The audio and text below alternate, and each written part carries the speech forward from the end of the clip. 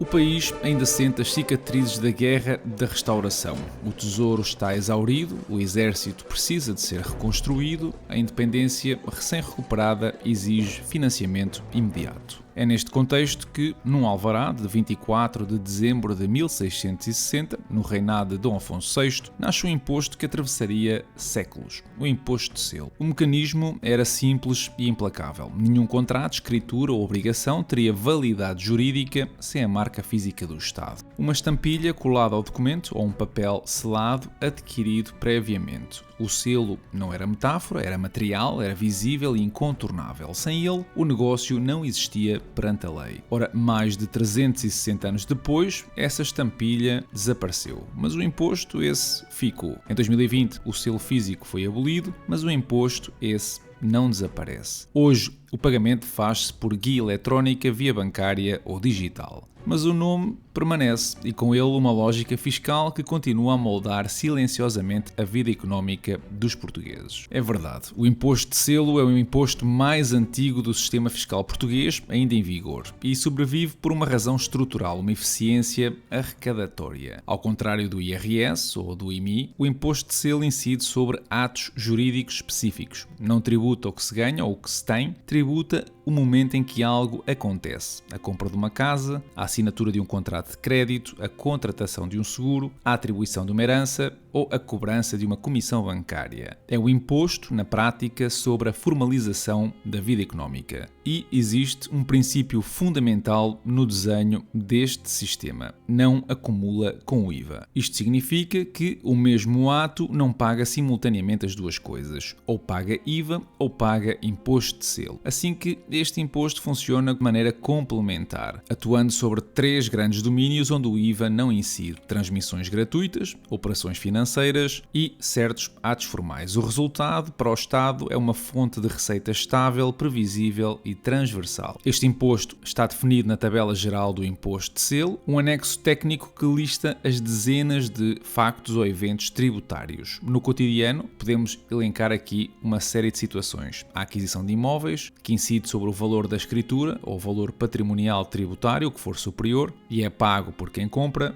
No crédito à habitação, que aplica sobre o montante do empréstimo, quando o prazo é superior a 5 anos, e é pago pelo mutuário no momento da concessão. Heranças e doações, onde incide sobre as tais transmissões gratuitas, e aqui existe uma isenção relevante dos cônjuges, unidos de facto, descendentes ou ascendentes que não pagam. No arrendamento, calculado sobre o valor da primeira renda e pago no registro do contrato. Comissões bancárias, seguros e também nos prémios de jogo, onde são aplicados, por exemplo, a prémios superiores a 5.000 euros, como no Euromilhões. O pagamento deste imposto é então retido na fonte. Mas o momento mais importante, e que se calhar nos impacta a todos, é na aquisição de uma casa. Ao comprar um imóvel, o contribuinte pode enfrentar aqui uma dupla incidência: 0,8% na aquisição da casa e 0,6% pelo crédito bancário se recorrer a financiamento. São dois factos tributários distintos, juridicamente autónomos, mas economicamente simultâneos. Por exemplo,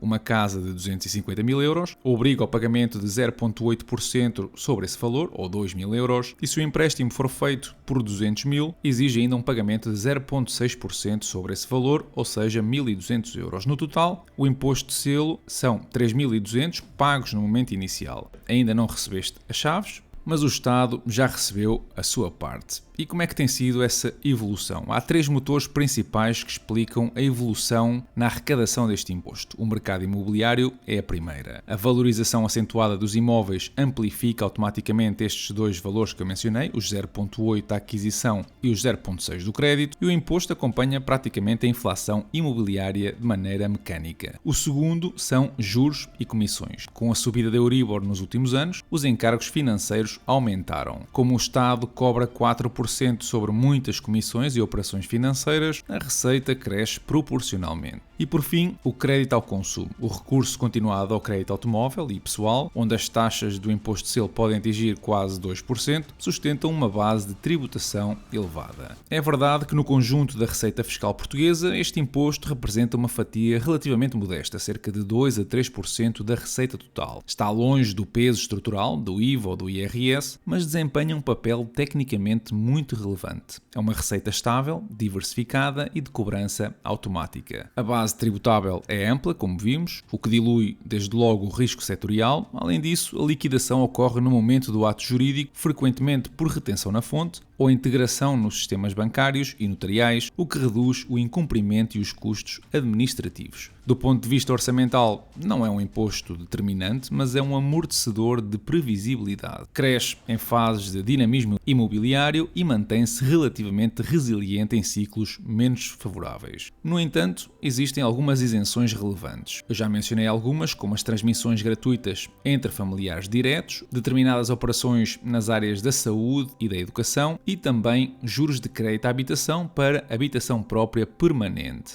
Estas exclusões revelam uma tentativa de mitigar aqui o impacto social deste imposto, ainda que não eliminem a sua abrangência estrutural. No geral, e bem vistas as coisas, este imposto é frequentemente criticado por duas razões principais. Primeiro, é visto como um imposto sobre o imposto, isto é, quando se aplica a operações, por exemplo, financeiras que já estão sujeitas a múltiplos encargos. Outro é que penaliza demasiado o acesso ao crédito num contexto em que o financiamento é essencial à aquisição da habitação. No entanto, do ponto de vista do Estado, este é um instrumento de elevada eficiência. É fácil de liquidar, difícil de evitar e, como eu já disse, estável. É que desde 1660 até ao que hoje podemos considerar a era digital, o imposto de selo transformou-se, mas não desapareceu. A estampa física deu lugar a um código de liquidação eletrónico, uma lógica, porém, essa mantém-se intacta. Se o ato tem relevância jurídica, então o Estado deixa a sua marca. É talvez o imposto mais resiliente do nosso país. Sobreviveu a impérios, a crises e reformas fiscais e continua aí em plena forma. Já não vemos o selo colado no papel, mas ele continua lá, invisível, automático e estrutural. E cada vez que assinas, compras, herdas ou pedes um crédito, essa marca histórica de mais de 3 séculos volta a ser acionada. Será que já não é tempo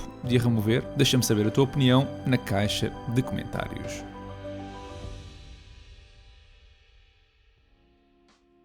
Esta semana abriu a ronda de investimento em março, na Scramble, e eu voltei a reforçar a minha exposição com mais 100 euros. Para quem não conhece, a Scramble é uma plataforma que liga investidores a um conjunto de empresas à procura de financiamento para crescer. A ronda de investimento passada, em fevereiro, juntou mais de 4.000 investidores que juntos aplicaram mais de 2,5 milhões de euros em diferentes empresas. Nós, portugueses, continuamos a ser o motor de crescimento da plataforma, com quase 900 mil euros investidos no mês passado, com Grécia e Lituânia a fechar o pódio, mas ainda há alguma distância. Nesta ronda estão já agrupadas 24 empresas diferentes, mas é possível que até fechar a ronda alcancem as 30. Eu, por exemplo, consultando aqui o histórico de investimentos, ajudei indiretamente dezenas de empresas diferentes, das quais podes consultar todos os detalhes, inclusivamente a relação de cada uma com a Scramble, ou, por exemplo, os montantes dos empréstimos que foram feitos. Esta é uma forma muito transparente, na minha opinião, de conhecer para onde é que vai o teu dinheiro, o que é que cada empresa faz com ele e o seu modelo de negócio e fundador. No mês passado, a Scramble publicou a história da Bloomsbury Flowers no seu blog, o que também é uma excelente oportunidade para conheceres os negócios que estás a financiar. Eu já levo um histórico de investimento desde julho do ano passado, que vocês podem consultar também no vosso separador de reivindicações, e esse primeiro investimento que eu fiz, bem como o de setembro de 2025, já foram devolvidos na totalidade, inclusivamente com os juros respectivos. Os restantes investimentos estão a progredir bem e essa é uma parte fundamental da confiança na relação com a Scramble. O teu capital é devolvido todos os meses com a componente dos juros, o que desde logo mitiga também o risco de incumprimento e de perda total. Esse progresso está nesse mesmo separador, onde tu consegues imediatamente ver como estão a evoluir cada um dos teus investimentos mensais. No detalhe individual, vocês conseguem perceber inclusivamente as datas esperadas de pagamento, uma funcionalidade quanto a mim muito interessante. Estes investimentos rendem anualmente à volta dos 12%, ou se quisermos 6% a cada 6 meses, o que é bastante atrativo e também por isso a minha exposição a este produto tem crescido nos últimos tempos. Eu passei de 100 euros a ter mais de 800 na plataforma e a ideia é continuar a reforçar a mesma todos os meses. E eu digo todos os meses porque eu vou recebendo bónus de sequência à medida que mantenho esta disciplina disciplina ou este compromisso. Foram já 6 as rondas consecutivas a investir, que acrescentam uma pequena percentagem aos tais 12% que eu mencionei. O próximo nível são 9 rondas consecutivas, que aumentam a minha rentabilidade em 0,11% e também 0,6% nos depósitos que eu vou realizando. No longo prazo, eu pretendo investir durante mais de 36 rondas consecutivas, para assim conseguir uma bonificação permanente de 1% em todos os depósitos. É na prática mais um incentivo para manter a disciplina de contribuir todos os meses uma parte das minhas poupanças num produto com uma rentabilidade muito atrativa e com um impacto na vida de muitas empresas do Reino Unido. Dito isto, se estás interessado em juntar-te à Scramble, o processo é muito simples. Tu podes financiar a tua conta através de transferência bancária ou usando o cartão Revolut e depois basta selecionar a categoria que pretendes, bem como o montante que vais aplicar. Se usares o código QR que vês na imagem ou o link na descrição deste vídeo, recebes ainda 5€ por cada depósito de 100, o que dá logo à partida um rendimento de 5%. Se és um dos casos que se está a registar pela primeira vez, ainda recebes um bónus de 10€ como boas-vindas. Se ainda não estás seguro, eu tenho 2 episódios onde te explico absolutamente tudo sobre a plataforma de forma imparcial, pelo que se queres perceber melhor como é que a Scramble funciona, os riscos, o potencial de retorno, os bónus e se é um produto adequado para ti, então dá uma vista de olhos pelos mesmos. Caso estejas interessado em investir, eu vou deixar então um link na descrição que tu podes usar para receber os bónus que eu te falei, mas lembra-te que existem sempre riscos associados a este tipo de produtos, pelo que deves sempre investir apenas uma quantidade de dinheiro que estás disposto a perder. Esta semana foi uma razia nos principais índices mundiais. O nosso PSI caiu mais de 3%, na Europa o cenário foi ainda pior, o DAX perdeu quase 7% e nos Estados Unidos a coisa ficou-se por apenas 2%. Mas se algo está a cair, andam por aí outras coisas a subir. E uma delas é o petróleo. O mercado energético reagiu com violência ao agravamento no conflito no Médio Oriente e o preço do petróleo disparou 4% no início da semana, com o gás natural também a registrar um salto brutal em poucas horas. Na sexta, o barril de petróleo chegou mesmo aos $90 e, a ajudar, o Qatar anunciou uma pausa na exportação de gás natural. Ora, estes números não são meras flutuações de mercado, são uma tradução imediata da instabilidade geopolítica em dinheiro real. Quando a tensão sobe nesta região, que é o coração da produção de hidrocarbonetos mundial, a incerteza transforma-se instantaneamente em prémios de risco que depois pesam diretamente sobre a economia global e, por consequência, na europeia. Ora, com o Estreito de Hormuz fechado, que é um dos pontos de passagem de transportes mais importante do mundo, passa por ali 1/5 de todo o petróleo mundial, então a coisa está a ficar bastante feia. Esta explosão nos preços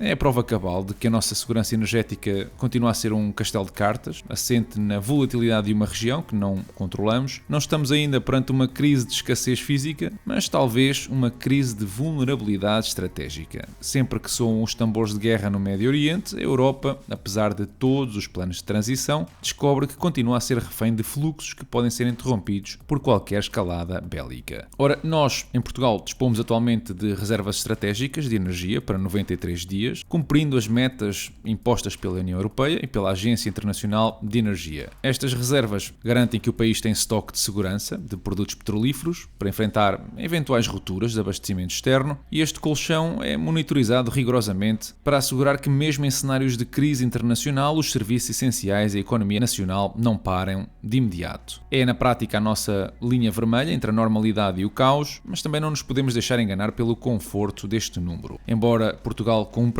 a legalidade internacional, 3 meses são um mínimo indispensável e não uma posição de força. Num contexto global onde os conflitos do Médio Oriente escalam em poucas horas e as cadeias de abastecimento são cada vez mais frágeis, 93 dias passam num sopro. Veremos o que vai acontecer nas próximas semanas. Falando dos Estados Unidos, registraram também uma perda de 92 mil postos de trabalho em fevereiro, marcando uma das quedas mais acentuadas no mercado laboral americano desde o período da pandemia. Este dado, que aliás contrariou as expectativas de resiliência dos analistas, sinaliza uma inversão brusca na tendência de crescimento da maior economia do mundo. O setor dos serviços e a indústria foram os mais atingidos, refletindo assim um arrefecimento que coloca os mercados globais num alerta máximo sobre o estado real da saúde económica americana. É na prática um sinal de alarme que muitos temiam. O motor da economia mundial está a perder tração, de uma forma algo abrupta, e a ideia do soft landing da economia americana parece agora uma miragem. O que estamos a ver é um impacto real e doloroso de uma política monetária restritiva por muito tempo, que finalmente parece estar a quebrar a confiança das empresas em contratar. Isto significa, na prática, que a complacência acabou. Quando a maior potência do mundo começa a despedir a este ritmo, o choque passa a ser sistémico. Para Portugal e para a Europa, isto significa um risco imediato de contágio através da redução de exportações e do consumo. Entramos, portanto, numa fase de gestão de crise onde a prioridade dos bancos centrais terá de mudar rapidamente. O foco vai deixar de ser apenas o controle dos preços, mas sim evitar um colapso do emprego que arrasta as economias aliadas para um ciclo de recessão profunda. Fevereiro parece ter sido o aviso, veremos se esta corrida contra o tempo, nos próximos meses, vai ter sucesso ou não. No que respeita ao portfólio, fechou a semana nos $111.000, estou praticamente a zero este ano a nível de performance, com $19 em dividendos recebidos neste início de março. Foi também publicada uma análise à empresa Ryanair, ainda exclusivo no Patreon, que é precisamente onde tu deves estar caso queiras apoiar este canal. Por hoje ficamos por aqui, deixa o teu like, segue-me no Insta e no Spotify, redes onde eu subo outro tipo de conteúdos, e da minha parte eu desejo-te uma excelente semana e bons investimentos. And also you have a soft spot for homeless people. I do. How come? So one day, and this is another reason why I don't complain, playing against the New York Knicks, have a terrible game. So my father calls, bring your tail home. So I come home, we land late, be here tomorrow at 0500 a.m. Like, what?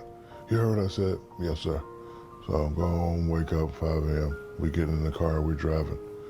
And if my father don't speak, you don't speak. You don't speak until you're spoken to, ever. So I said something and he's like, what? So now he's upset. Well, you couldn't handle the pressure? I not couldn't handle the pressure. And so now he's very upset. We ride and we, under this bridge, it's a homeless family. And he sits and he turns the light off. They're sleeping in a little tent. And we're just sitting and waiting. 5:30, 6. About 6:30, the guy comes out. And my father said, that's pressure. And then the wife comes out, and then the two babies come out. He said, pressure is when you don't know when your next meal is coming from. I'm tired of you rich, spoiled athletes not performing to your level and then saying you can't handle the pressure. You don't know what pressure is.